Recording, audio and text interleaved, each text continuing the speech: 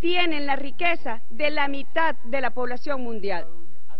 Las 5 empresas más grandes registraron en el año 2016 más ingresos que 180 países, todos juntos, principalmente empresas del dominio energético, tecnología y financieros.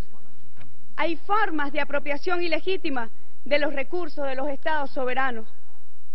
Quiero citar ejemplos con datos concretos. Uno de ellos, la resolución de controversias en el ámbito comercial. En el año 2016, 700 controversias fueron resueltas. De esas 700 controversias, una cuarta parte es a favor de los inversores. El 72% está concentrado en las economías en países en desarrollo. De los años 1995 al 2005, los inversores ganaron el 60% de los casos, en contra de los recursos de los estados soberanos. Otra forma también de opresión y de apropiación ilegítima, indebida, de los recursos de los estados y de los pueblos, se refiere a las medidas coercitivas unilaterales, sobre las cuales tanto este Consejo como la Asamblea General de las Naciones Unidas ha tenido importantes pronunciamientos. Aprovechamos, porque sabemos que lo que se penaliza con las medidas coercitivas unilaterales es el modelo que difiere justamente de este orden económico financiero, inhumano, inmoral y genocida. Países como Irán, Rusia, y el más emblemático de todos, desde acá, Venezuela, ratifica su solidaridad con la hermana República de Cuba por el bloqueo genocidio que durante décadas ha atentado contra el desarrollo y el bienestar de su pueblo. Y recientemente Venezuela también, que ha sido considerado un objetivo para la aplicación de estas medidas coercitivas unilaterales, ilícitas, que violentan todo el entramaje del derecho internacional público. Otra forma de apropiación son los conflictos bélicos y las guerras. Habíamos ya demostrado que en los recientes últimos 5 siglos, las muertes causadas por la conflictividad bélica aumentó en el siglo XVI de porcentaje de muerte representada en su población de 0.35% muertes violentas, aumentó al siglo XX a 4.35%.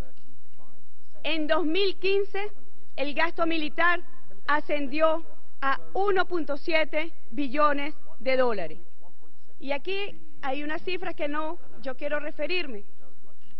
El coautor del Diccionario de la Guerra, la Paz y el Desarme utiliza una frase para decir que el miedo posterior a un ataque terrorista es el mejor lubricante para justificar la venta de armas y el uso de la violencia. La industria de la guerra es consciente de sus ventajas y sus inversores también. En la primera jornada bursátil tras los atentados de París, el 13 de noviembre del año pasado, las acciones de una importante empresa militar se dispararon en un 7.1%. Los títulos revalorizaron, para un grupo armamentístico también europeo, revalorizaron más del 12% entre noviembre y el 3 de diciembre, el día en que el primer ministro británico anunció la entrada del Reino Unido en los bombardeos sobre Siria. En otro caso, la empresa estadounidense Lockheed Martin, el mayor fabricante mundial de armamento, ingresa cada año más de 34.000 millones de euros, cifra superior al Producto Interno Bruto de 97 países y 5 veces el presupuesto de las Naciones Unidas. Es un compromiso de este Consejo la promoción del derecho a la paz como un derecho inalienable, como un derecho humano de todos los pueblos. Pero ¿qué hacer frente a esta realidad? ¿Qué hacer frente a estos desafíos donde la paz y la estabilidad del mundo está seriamente comprometida por poderes reales, por poderes fácticos, al margen de nuestra comunidad internacional, al margen de las regulaciones del seno de las Naciones Unidas? Estos conflictos bélicos han además arrojado cifras espantosas en el ámbito de los desplazamientos y de los refugiados. Para el informe del año 2016 de ACNUR, Agencia de las Naciones Unidas, 65.3 millones de personas, es decir, una persona de cada 113 seres humanos se desplazó de sus hogares debido al conflicto y la persecución. En promedio, 24 personas por minuto se vieron obligados a huir de sus hogares, 4 veces más que la década anterior.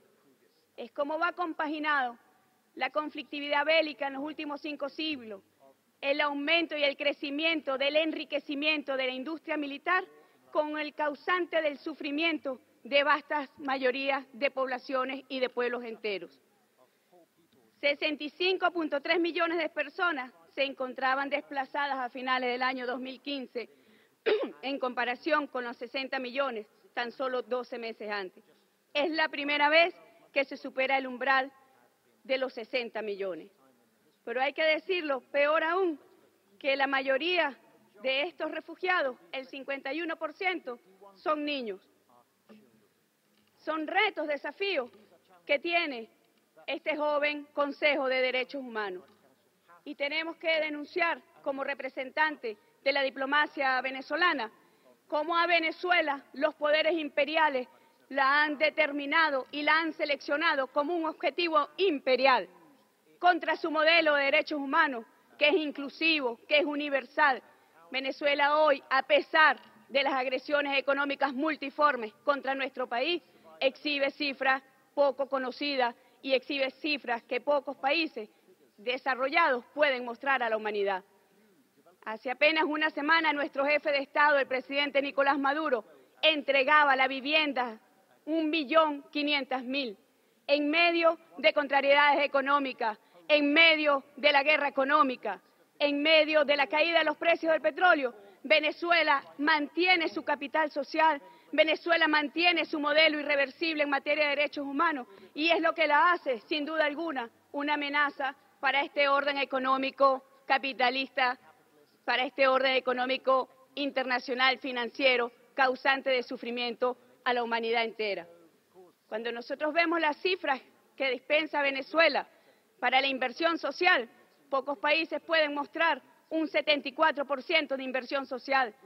La cifra de desigualdad arroja una de las cifras más importantes en nuestra región como muestra de justamente disminución de la desigualdad con un índice de Gini de 0.38%.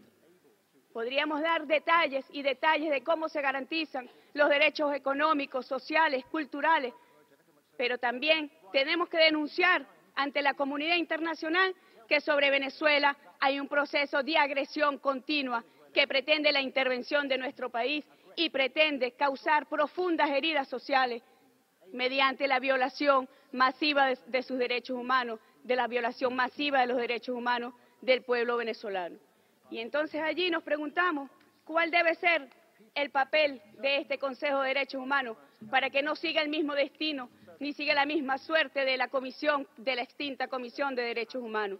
Yo quiero tomar las palabras de un experto, del experto Alfred Zayas, que apenas hace unos meses en este recinto dijo: el Consejo no debe ser un escenario politizado en el que los estados instrumentalicen los derechos humanos como armas para derrotar a sus adversarios políticos, en el que se socaven tales derechos mediante eventos paralelos o modas pasajeras, o donde el derecho internacional se aplique a la carta.